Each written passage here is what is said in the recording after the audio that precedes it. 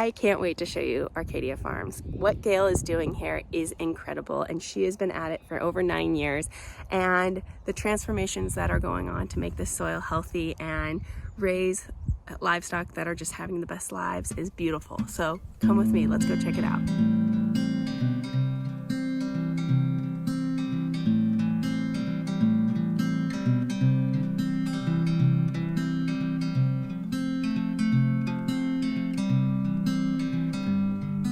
When I lived in Olympia, I had a little urban farm too. I had a few chickens, but I would go to the farmer's market every week. I said, one day I'm going to get my own goats and I'm going to make this cheese. And so it took a few years, but even after I got here, it took a few years before I was actually making the cheese regularly. These goats, they're small and they have really small udders. They make really good family dairy pets. They don't produce a ton, but the fat content and protein and flavor and everything is really the richest and best of all the goats. And they're smart and they have great personalities and they're super hardy.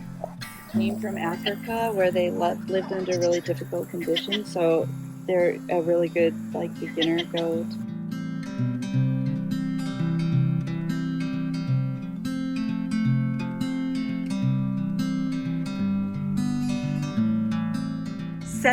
Days. It's been 71 days, and they're predicting that we might get a tenth of an inch. This is way drier than normal, I'd say. Okay. There's usually some rain. Usually in September, the tomatoes will get ruined by the rain. Yeah. If you don't have them inside, but this year would have been a great year. Great tomato year.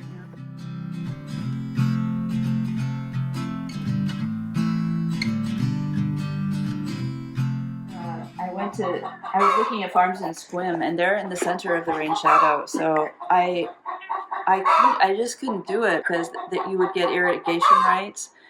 But I just thought, whatever I plant, the trees I plant, they may not make it once I'm gone. And here we have 28, 30 inches of rain, so things just have a better chance. Further west you go, the more rain you get, so you get like 180 or something. Which is bananas. So I'm going to try to rotate these guys out into here. So I just put a bunch of seeds in that back pasture, and I'm going to put a few trees, and then that will be their winter pasture. And then I'm going to put more plants and trees in here too, and let that recover over the winter. So that will be their late spring pasture. Does your ground freeze here? In summer, yeah, okay. But not necessarily for long or hard. It all depends. It's very variable. Some years maybe not. Other years maybe for a few weeks. But yeah, this is really dark. I mean, really, usually we would have a lot more growing. And so these little electric fences is my new idea that I would rotate. But everything is dried up, so I don't really have anything to rotate them into. And I know that this little sprinkling that I'm doing isn't that going to help that much, but I feel like it'll give it a little bit of a boost. And the rain starts again, these areas will turn greener. Are you using any cover crop too in areas? Let's see, I put some pasture seed in here in the spring, and the hope was that it would get big and reseed. So these things should be, reseeding. Yeah. And it just needs water, and it should all come up again. I've been putting the animal stall cleanings out here. So here is a big, long row of piles that came out of the stalls. Unfortunately, I'm not turning it right now because there's wasp nests in it. If I started turning it, I'd probably get stung. So got to be another one there. We tried to dump this on top, but then I'm going to put some cardboard down, and I'm going to make another outer row. So I'm going to put the garlic there, and then I'll have a couple other rows that I can grow things, and then I would be a little bit more in the running for farmers market.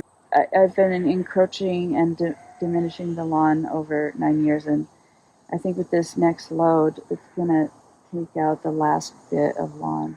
And then I'll still have those rows there. And look, right there, I go buy, no, I don't buy them. I go out to the beach and I get piles of seaweed. It's really good. So that's kelp. Yeah. And it's really rich in minerals. So, and it's an excuse to go to the beach. I love that.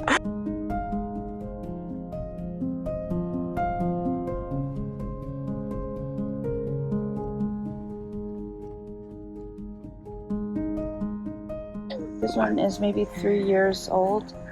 I had a big pile of wood chips dumped here and then spread it out and added manures.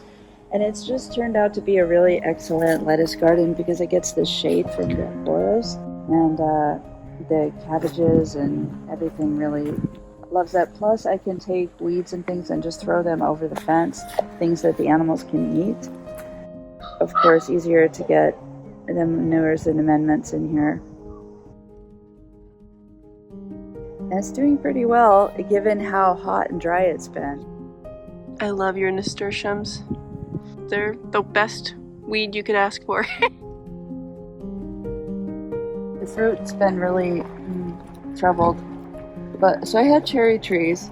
All the cherries fell off this year in cold spring. And then I've added these little apple trees. And then I put that little pond in. And how frequent are you going to farmers markets? Almost every week. I probably shouldn't because there's so many other things that I need to do, but it's a way to share everything. Oh, so the bunnies, there were wild bunnies. They weren't really wild. My neighbor just set some rabbits free and they started reproducing, and then there was baby bunnies getting born everywhere. Oh no. And the dogs were chasing them and getting them, and so we saved a few of them. And we just built these hutches in here. There's an indoor and an outdoor. They have that tube that goes to an outdoor space for when it's hot. And so I can take their manures too and help build soil with them. And I can also feed them from the extra greens. And the idea is that they would help heat the greenhouse a little in the winter too. Oh my gosh, that's brilliant. So there's 3 of them all together.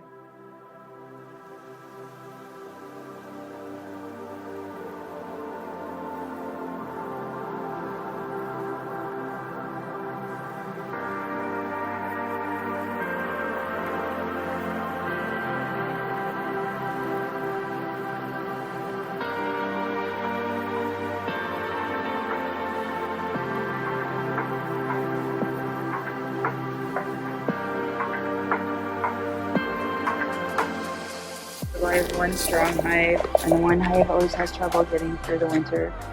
I saw you had elderberry syrup, so Yeah, I'll show you. it's perfect. You have the bees too for it.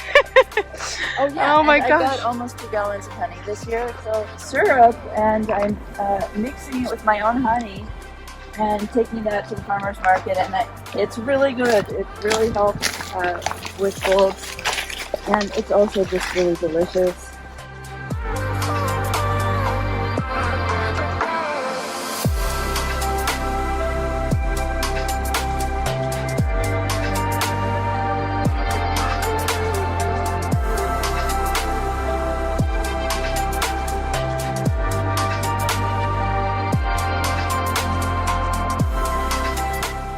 Broccoli that I've finished, and they're not going to do anything more, but I break off parts of them every day and give them to the goats. A lot of what's in here is forage for them. I can take a big cart full of stuff and supplement their diet.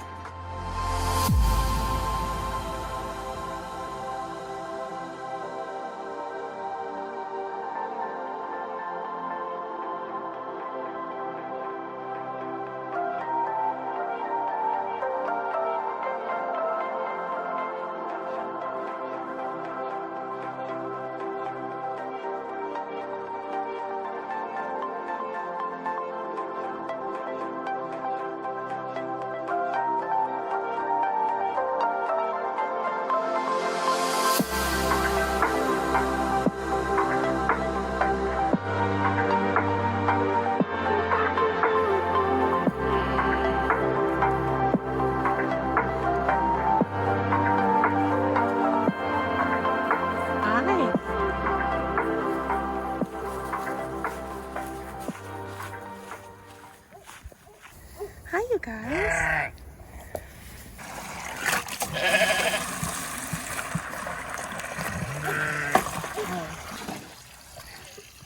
Wild. I mean, you guys are huge. Hi, bud. Wow. I just wasn't expecting that to be so thick.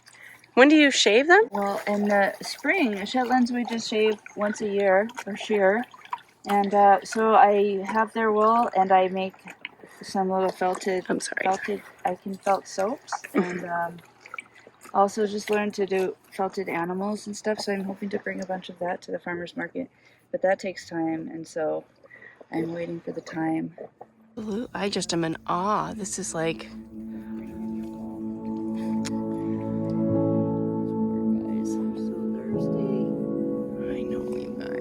Rain's coming soon, hopefully. What do you think of this weird contraption I have? I know. You keep staring at it like... That's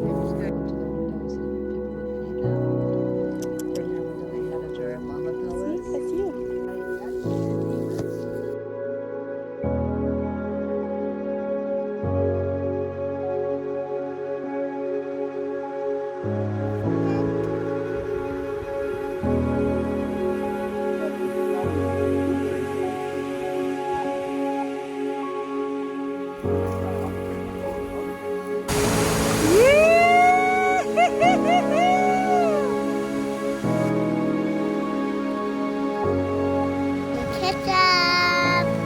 You're gonna get some ketchup? Ketchup. What's up?